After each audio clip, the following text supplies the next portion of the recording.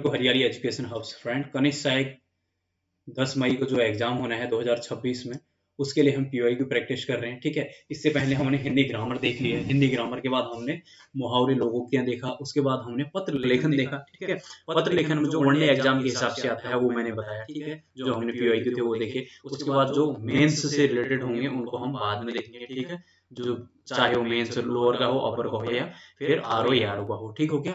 तो अब आज हम देख लेते हैं थोड़ा बहुत पत्रकारिता के बारे में। ठीक है, पत्रकारिता हिंदी कंप्यूटिंग वगैरह के संबंधित जो पीवाईक्यू हमारे क्वेश्चन जो आज तक आए हैं उनको देख लेते हैं। फिर उसके बाद हमारा ये वाला सेगमेंट कंप्लीट हो जाता है। फिर हम लिटरेचर में चले जाएंगे। ठीक है, लिटरेचर में हम 2 पार्ट में देखेंगे उसको, गद्य और पद्य में। पहले इसके क्वेश्चन कर लेते हैं, फिर उसके बाद डिटेल में बात करते हैं। ठीक हो गया। चिल्ड्रन फिल्म सोसाइटी द्वारा किस कहानी पर फिल्म बनाई गई है? ये दायु पर बनाई गई है। दायु किसकी है? शेखर जोशी जी की है। शेखर जोशी जी को हम किसमें? लिटरेचर में पढ़ते हैं, वहां पर इसको डिटेल में बताऊंगा। देखिए, ये दाजू क्या है ना, एक बच्चे पर आधारित कहानी है। एक लड़का होता है, वो होटल में काम कर रहा होता है, तो वहां पर वो दाजू दाजू करके बात करता है। ठीक है, वहां पर तो शेखर बाबू करके एक होते हैं, तो पहले पहले तो उससे अच्छे से बात करते हैं, बाद में मिसबिहेव करते हैं उससे। ये पूरी कहानी मैंने बताई है लिटरेचर में, आप लोग वहां थ्योरी में जाना।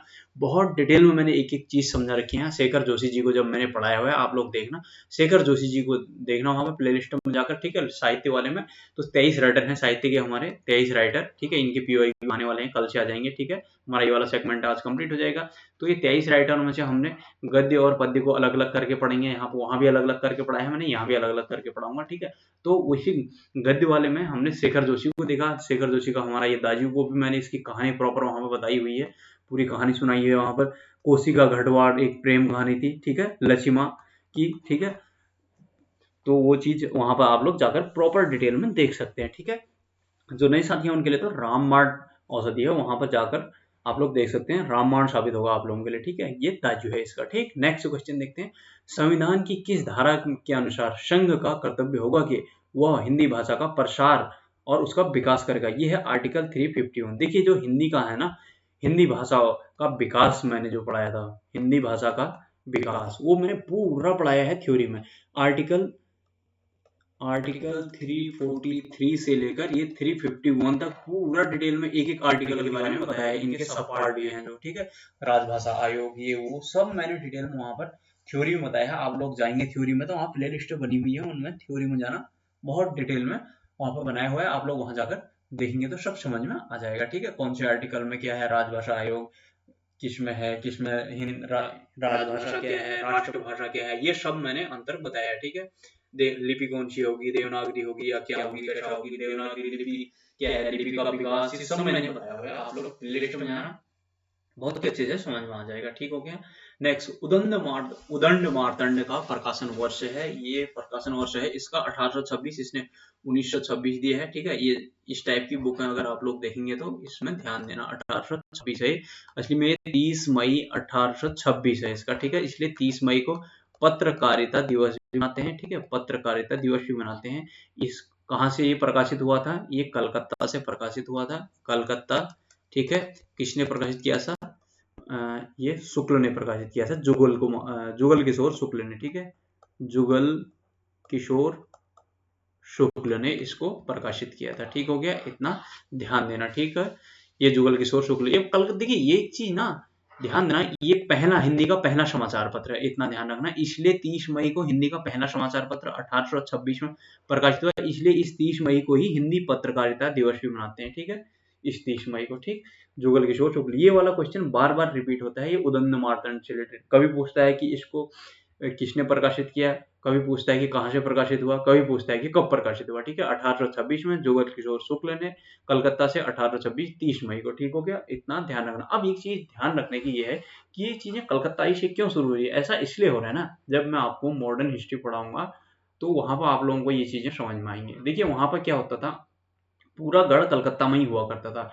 इसी वजह से क्या किया अंग्रेजों ने, इस चीज को कमजोर करने के लिए 1905 में जब हम बंगाल विभाजन देखते हैं ना, बंगाल विभाजन, तो वो बंगाल विभाजन की कहानी यही थी। उसमें उन्होंने बंगाल को ईस्ट बंगाल और वेस्ट बंगाल में तोड़ दिया था। ठीक है, ईस्ट बंगाल में क्या आता था, जो आज का बांग्लादेश प्लस ऊपर का आसाम का इलाका, और इधर वेस्ट बंगाल में क्या आता था, बंगाल बिहार उड़ीसा वाला एरिया। ठीक है, ये वाला इलाका आता था। अब वो लोग बोलते थे कि हम प्रशासनिक तौर पर हमारे मतलब इसको चलाने में, हैंडल करने में दिक्कत हो रही है, लेकिन उनका असली उनका मंसूबा कुछ और ही था। वो उसको प्रशासनिक ना, उनको ये जो राष्ट्रवादी गतिविधियां हो रही थी, ये जो चेतना जागृत हो रही थी, राष्ट्रीय चेतना जागृत हो रही, उसको तोड़ना चाहते थे, डिवाइड एंड रूल का कार्य करते थे। तो इसलिए उनने इधर का मुस्लिम बाहुल्य क्षेत्र को, मुस्लिम बहुल क्षेत्र को, इधर का ये बांग्लादेश वाले इलाके को तोड़ दिया था, ईस्ट बंगाल बना दिया, इधर को वेस्ट बंगाल बना दिया, जो हिंदू बाहुल क्षेत्र था इनको तोड़ दिया। फिर उसके अगले साल ही क्या बन गई, यहाँ पर ढाका में मुस्लिम लीग की स्थापना होगी, सलीमुल्लाह खां और आगा खां के नेतृत्व में, ठीक है। उसी प्रकार फिर 1907 में सूरत विभाजन हो जाता है, ठीक है। यहाँ पर गरम नरम दल अलग अलग हो जाते हैं, ठीक। ये सारी चीजें हम आगे मॉडर्न हिस्ट्री में पढ़ेंगे। मैं थोड़ा सा आप लोगों को ब्रीफ वो बता दे रहा हूँ कि यहाँ ये कलकत्ता से ही क्यों हो रहा है ये सब चीजें, ठीक है। देखिए कलकत्ता में क्यों हो रहा है, यहाँ पर राष्ट्रव्यापी आंदोलन थोड़ा बहुत वहां से पृष्ठभूमि बनने लग गया। जैसे नरम दल वाले, मॉडरेट वाले तो पहले से 1885 से देखते हैं हम। 1885 में जब कांग्रेस का गठन होता है, वहां से लेकर वो लोग ऐसे प्रेयर पिटिशन, अपनी ये दया याचिका और ये सारी चीजों पर विश्वास करते थे। वहां से तो कुछ हुआ नहीं। फिर 1905 में जब बंगाल विभाजन हो गया था, उसके बाद फिर उग्रवादी आंदोलन होना थोड़ा थोड़ा करके शुरू हो गया था। तो फिर ये बंगाल विभाजन के विरोध में क्या होता है, स्वदेशी आंदोलन चलाया जाता है, ठीक है। स्वदेशी आंदोलन 1905 में, ठीक है, जो कि हमारा बंगाल विभाजन इनके विरोध के कारण फिर बाद में मूवमेंट ऐसे ही होते रहे। इन मूवमेंटों के बाद फिर क्या हुआ, 1911 में इस बंगाल विभाजन को इन्होंने रद्द किया, रद्द करना पड़ा। ये बंगाल, देखिए बंगाल विभाजन भी 1903 से इनने डिक्लेयर कर दिया था, लेकिन ऑफिशियली कब इनने किया, 1905 में, 16 अक्टूबर 1905 को इनने लागू किया। उसके बाद इसका राष्ट्रव्यापी विरोध हुआ, तो स्वदेशी आंदोलन चला गया। इसके बाद में इनके ऊपर प्रेशर आया, काफी चीजें हुई, ठीक है। तो सारी चीजें स्वदेशी पर इन्हें जोर दिया, नाम इसका स्वदेशी आंदोलन है, और इनका बहिष्कार किया गया, इनके सामान का और इनकी सारी चीजों का बहिष्कार किया गया। तो फिर 1911 में इनको वापस लेना पड़ा। इसी कारण से फिर क्या हुआ कि इनने फिर क्या किया, 1911 में ही राजधानी भी दिल्ली में परिवर्तित कर दी, ठीक है, दिल्ली में स्थानांतरित कर दी। फिर 1911 में, 1912 में फिर मतलब 1911 में इन्हें घोषणा की, 1912 में फाइनली आती है। फिर मतलब पूरे काम हम होने तक तो वही 1925-26 तक की बात जाती है। वो हम बाद में मॉडर्न हिस्ट्री में देखेंगे पूरी डिटेल में। अभी हम वहां नहीं जाते हैं, ज्यादा अंदर नहीं घुसते हैं। पढ़ाऊंगा आपको मॉडर्न हिस्ट्री पर, अभी सब डिटेल में पढ़ाऊंगा मैं, ठीक है। तो उदंड मार्तंड की बात आ रही थी। मतलब यहाँ पर लगता है कि यार ये सब ये यहीं से क्यों हो रहा है, बंगाल से क्यों हो रहा है सब, तो इसका कारण ये था, ठीक है। इतना देख लेते हैं। ये उदंड मार्तंड बहुत इंपॉर्टेंट है, बार बार क्वेश्चन में आता है, ठीक है, पेपर में आता है, ठीक है। नेक्स्ट क्वेश्चन देख लेते हैं, क्वेश्चन नंबर 4। क्वेश्चन नंबर 4 में हमारा क्या है, राम वृक्ष बेनीपुरी ने किस पत्रिका का संपादन किया था, इन्हें जनवाणी का संपादन किया था, ठीक हो गया। नेक्स्ट क्वेश्चन नंबर 5 देखते हैं हम। क्वेश्चन नंबर 5 में क्या है हमारा, ईमेल का संबंध है। ईमेल मतलब इलेक्ट्रॉनिक मेल, ईमेल ऐसे लिखते हैं ना, ईमेल, जो हमारा इलेक्ट्रॉनिक मेल, ठीक है।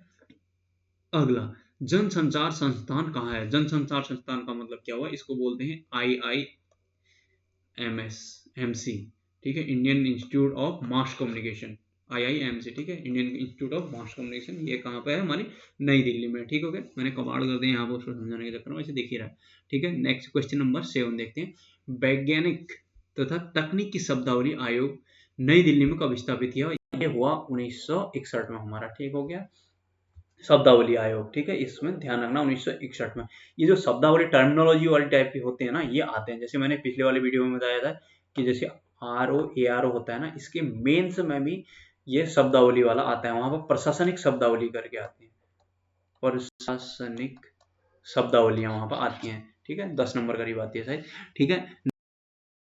देखते हैं हम, बैठक में उपस्थित व्यक्तियों के पदानुसार उनकी राय का पूरा विवरण सहित कार्य सूची में रेखांकित कार्यों पर हुए विचार विमर्श का संक्षिप्त वर्णन कहलाता है। ये क्या कहलाता है, कार्यवृत्त, ठीक है, कार्यवृत्त कहलाता है। बैठक में उपस्थित व्यक्तियों के पदानुसार उनकी राय, उनका पूरा विवरण सहित कार्य सूची में रेखांकित कार्यों पर हुए विचार विमर्श का वर्णन, ये क्या कहलाता है, हमारा कार्यवृत्त, ठीक। इतना ध्यान रखना। ये प्रेस विज्ञप्ति क्या होती है, इसको मैं पढ़ाऊंगा आप लोगों को जब हम लेटर पढ़ रहे होंगे, ठीक है।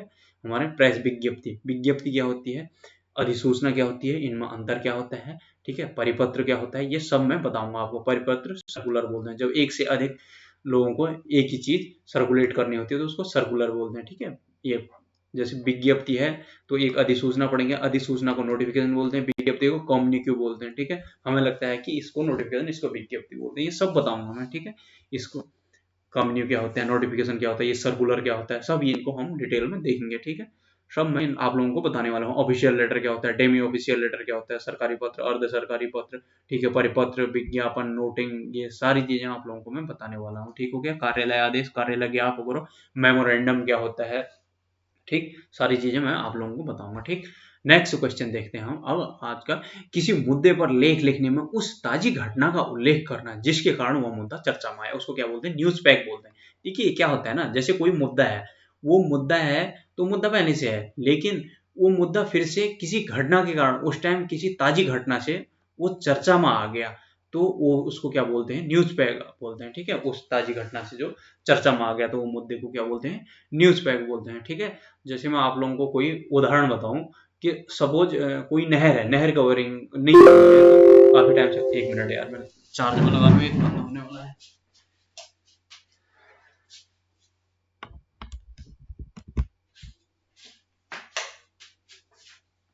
तो जैसे सपोज नहर कवरिंग का काम चल रहा है, तो क्या हुआ, जैसे कोई नहर कवरिंग का काम चल रहा था, बहुत टाइम से वो चर्चा में था कि मतलब वो मुद्दा था कि नहर कवरिंग नहीं हो रही है, उसमें गड़बड़ हो रहा है, कोई गिर रहा है, कोई आदमी गिर रहे हैं, कोई गाय गिर रही है। पता चला कि सडन किसी की उसमें बाइक गिर गई, तो वो क्या आया, एक घटना, नई ताजी घटना आ गई कि उसमें बाइक गिर गई, तो वहां पर जो मुद्दा बना, जो चर्चा में आया, उस जो उससे संबंधित जो न्यूज बनेगी उसको क्या बोलते हैं, न्यूज पैक बोलेंगे। ठीक है, नहर कवर, नहर में लोग गिर रहे हैं करके वहां पर घटनाएं हो रही हैं, वहां पर दिक्कत है करके वो मुद्दा पहले से है, लेकिन क्या हुआ, हाल ही में कोई एक बाइक गिर गई या कोई गाय आय गिर गई या कुछ गिर गया, तो कोई ताजी घटना आ गई, तो मुद्दा फिर चर्चा में आ गया उसके कारण। ठीक है, तो उसको क्या बोल देंगे, न्यूज पैक, इसको ध्यान में रखना। तो इस एग्जांपल से आप समझना अच्छे से, नहीं तो ये समझ में नहीं आता, और इस टाइप के टेक्निकल आते हैं जरूर। ठीक है, देखिए ये वीडियो 2028 मतलब 18 में आया है। ठीक है, तो ये जो आपका अभी दोबारा होगा पेपर ना, जो पेपर लीक हो गया था तो जिसको रद्द कर दिया, तो वो इसी प्रकार के तो क्वेश्चन आएंगे उसमें भी। ठीक है, तो अब तो बल्कि वो इसी टाइप के टेक्निकल टाइप के बना रहे हैं। एंकर बाइट, देखिए एंकर बाइट क्या होता है, एंकर बाइट क्या होता है, एंकर द्वारा समाचार पत्र की पुष्टि के लिए वीडियो या किसी कथन को दिखाने के लिए वहां पर वीडियो या वहीं पर जाके ग्राउंड रिपोर्ट करते हैं ना, जो उसको बोलते हैं एंकर बाइट, बाइट लेना बोलते हैं। ठीक है, जो एंकर होता है वहां पर जाके बाइट लेता है, वहां पर जाके आंखों देखा हाल बता रहा होता है, जो जैसे बोलता है ना, एक आपने वीडियो देखी होगी तो काफी वायरल हो रही थी, कैमरा बंद करो मैं पानी में गिर गई वाला, इस टाइप से, मतलब जो ग्राउंड में जाते हैं ना वहां पर जाके वो बोलते हैं कि देखो ये इस जर्जर स्थिति में है, इसका हाल ये है वो है करके, वहां पर कैमरामैन यहाँ पर फोकस करो, ये सो इस टाइप से वहां पर जो बताते हैं, वो सारा क्या होता है, एंकर बाइट होता है। कि कोई चीज है, कोई घटना कोई हो रही है, जैसे सपोज मैंने यहाँ पर एग्जाम्पल दिया था न्यूज पैक वाले में, कि सपोज नहर खुली थी, वो मुद्दा था पहले से, उसमें मुद्दा चर्चे में क्यों आया कि वहां पर कोई बाइक गिर गई या फिर कोई गाय वाय गिर गई या कुछ गिर गया, तो वहां पर एक क्या कर रहा है, एंकर क्या कर रहा है, वहां जाके कोई पत्रकार वहां जाके उसकी वीडियो बना के दिखा रहा है आप लोगों को, प्रॉपर दिखा रहा है, वहां पर लाइव दिखा रहा है आपको, तो वो क्या हो गया, वो लाइव दिखाना क्या हो गया, एंकर बाइट, बाइट ले रहा है उसकी एंकर।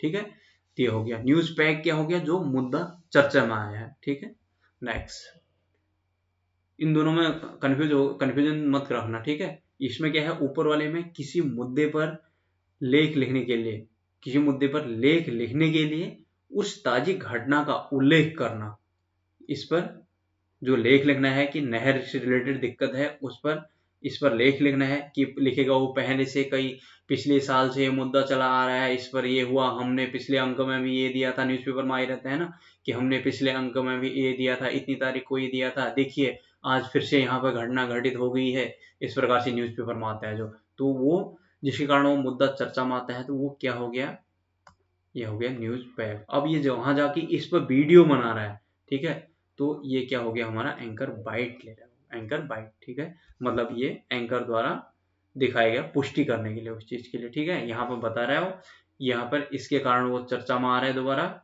और यहाँ पर ये दिखा रहा है। ठीक है, दिखाना या कथन को दिखाने के लिए जो भी है, मतलब उसकी प्रमाणिकता दिखा रहा है, उसको प्रूफ कर रहा है कहने का मतलब। समाचार लेखन की सबसे प्रचलित, प्रभावी और लोकप्रिय शैली, ये बहुत ही बार क्वेश्चन में आता है, उल्टा पिरामिड शैली। इसमें क्या होगा, जैसे जो एकदम मिर्च मसालेदार होगा उसको हाईलाइट कर देगा एकदम, चार बच्चों की माँ के साथ भागा एक युवक, या फिर एक युवक के साथ भागी चार बच्चों की माँ, ऐसा कुछ लिखा देगा मिर्च मसाला लगा के, उसमें फिर अंदर पड़ेगा, तो फिर उसमें थोड़ा थोड़ा थोड़ा थोड़ा करके उसको आगे ले जाएगा, क्लाइमैक्स में ले जाएगा, उल्टा पिरामिड शैली बोलते हैं उसको। ठीक है, नेक्स्ट आगे देखते हैं क्वेश्चन नंबर अगला वाला 12। निम्नलिखित में से पत्राचार के किस प्रारूप में संबोधन और स्वनिर्देश नहीं होता है? ये मैं आप लोगों को पढ़ाऊंगा उसमें मेंस वाले में, ठीक है। अभी हम इसका ऑप्शन देख के आपको मैं बताता हूँ इसमें क्या होता है करके, ठीक है। इसको हम मेंस वाले में भी देखेंगे पूरी डिटेल में, ठीक है। इसमें होता है हमारा ये किस में, ज्ञापन में, ठीक है। ज्ञापन में ऐसा कुछ नहीं लिखा जाता। जैसे मैंने अर्ध सरकारी पत्र में क्या बोला था आप लोगों को मैंने बताया था, ठीक है। यहाँ पर कैसे लिखते हैं पेज, मैंने पिछली वाली वीडियो में जाना जहाँ पर पत्र मैंने लेटर राइटिंग लिखना सिखाया था। यहाँ पर क्या होता है, जैसे यहाँ पर उसमें क्वेश्चन पूछा था उसने कि उसका नाम पदनाम शासकीय पता कहाँ पाते थे, तो नाम पदनाम शासकीय पता यहाँ पर ऐसे आता है। यहाँ पर बीच में मोहर होती है, यहाँ पर अर्ध सरकारी पत्र संख्या करके आएगा यहाँ पर, फिर शासनादेश संख्या फिर यहाँ पर दिनांक, ठीक है। इसका इस प्रकार से यहाँ पर ये चीजें आती हैं, ठीक हो गया। स्थान दिनांक वगैरह ऐसे आती हैं, ठीक है। यहाँ पर फिर सब नीचे वो चीजें प्रेषिति, प्रेषिति का मतलब जो होता है प्राप्त करता, और प्रेषक मतलब जो भेजता है, प्रेषक मतलब सेंडर, ये रिसीवर, ठीक हो गया, रिसिप्ट, ठीक। ये हो गया फिर, ठीक है।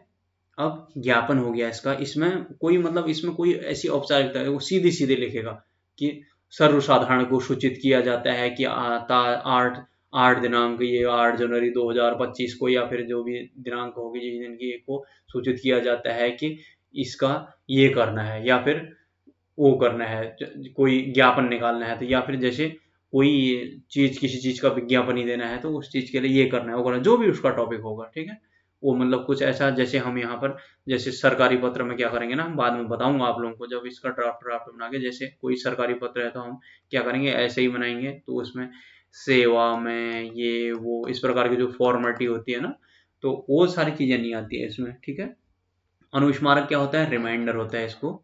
रिमाइंडर जब कोई चीज नहीं होती है तो उसको रिमाइंड करने के लिए दोबारा भेजा जाता है कि आपको पत्र संख्या या शासनादेश संख्या इतना इतना इतना को ये भेजा गया था कि ये नहीं हुआ, आपको आपके संज्ञान में याद दिलाने के लिए ये किया जा रहा है। मैं बताऊंगा किसी लैंग्वेज वगैरह बाद में आप लोगों को, ठीक है। ये इसको बोलते हैं रिमाइंडर, अनुस्मारक को, ठीक हो गया। नेक्स्ट ये हमारा ज्ञापन हो गया। फिर हाँ देखना जिसमें कि कोई फॉर्मेलिटी वॉर्मेलिटी नहीं होती है, ठीक है। इसमें क्या था, इसमें क्वेश्चन क्या था कि इसमें पत्राचार के किस प्रारूप में संबोधन और स्वनिर्देश नहीं होता है, ठीक हो गया। ये हो गया हमारा, ठीक। अब हमारा क्वेश्चन नंबर 12 हो गया था। क्वेश्चन नंबर अब 13 देख लेते हैं, ठीक है। मत वाला हमारा निराला जी का है, ठीक है। मतवाला बहुत इंपॉर्टेंट है, बार बार आती है, ठीक है। मतवाला पत्रिका, इसको हम देखेंगे। पंत प्रसाद निराला, महादेवी वर्मा, ये 4 हमारे छायावाद के पिलर हैं, इनको हम बहुत डिटेल में देखेंगे, ठीक है। देखिए छायावाद बहुत इंपॉर्टेंट है इसमें साहित्य में। पंत प्रसाद निराला और महादेवी वर्मा, कभी कभी इनका जन्म भी कब था कैसा था करके पूछ लेता है, ठीक है।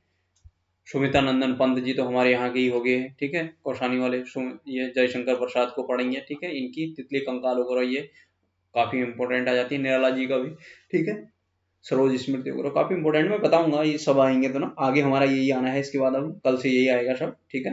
तो ये हो गया निराला जी का, सूर्यकांत त्रिपाठी निराला जी की, ठीक हो गया। नेक्स्ट क्वेश्चन देखते हैं। ये उधर छायावाद बहुत मोस्ट इंपोर्टेंट है, ठीक है। सब एक एक चीज पढ़ाई है यार मैंने बहुत ही डिटेल में, आप लोग जाना प्ले लिस्ट में, वहां पर थ्योरी वाला सेगमेंट देखना, मजा आ जाएगा आप लोगों को। एकदम मैंने जीरो से उठाई है चीजें, ठीक है। विविध भारती प्रसारण सेवा कब शुरुआत हुई, ये है 1957 से, ठीक है। विविध भारती क्या होता है ना, विविध भारती रेडियो में एक प्रोग्राम आता है प्रसारण सेवा, ठीक है।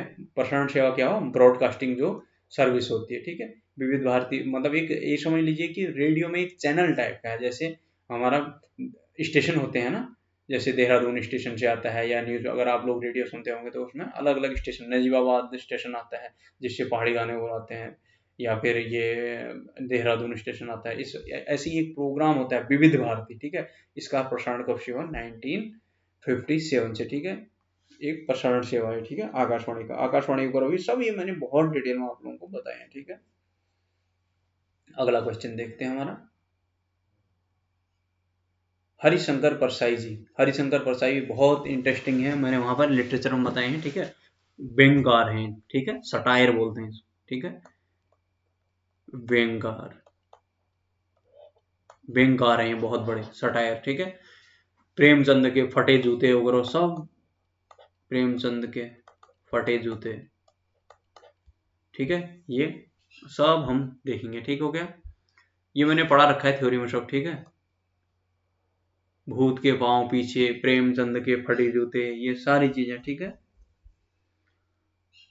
पूतों वाली, ये सब मैंने हरिशंकर परसाई वगैरह सब डिटेल में पढ़ा रखे हैं, आप लोग जानेंगे उसमें, थ्योरी में जाना सब समझ में आएगा, ठीक है। हरिशंकर परसाई ने जबलपुर में किस पत्रिका का संपादन किया था, बोला ये वसुधा का किया है, ठीक है। सब डिटेल में वहां पे मिलेगा आप लोगों को थ्योरी में। भारत सरकार ने शिक्षा मंत्रालय के अधीन वैज्ञानिक तथा तकनीकी शब्दावली बोर्ड की स्थापना की, ये हुई है 1950 में। ये शब्दावली वाले होते हैं ना, ये बड़े इंपॉर्टेंट होते हैं, ठीक है। देखिए, भारत सरकार ने शिक्षा मंत्रालय के अधीन वैज्ञानिक एवं तकनीकी शब्दावली बोर्ड की स्थापना कब की, 1950 में की, ठीक है। अभी हमने और देखा था एक,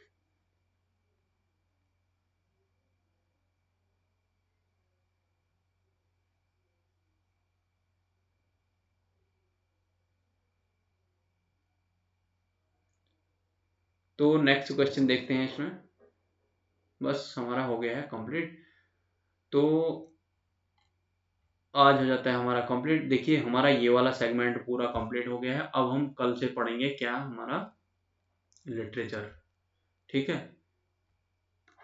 लिटरेचर पढ़ने वाले हैं हम कल से, ठीक है।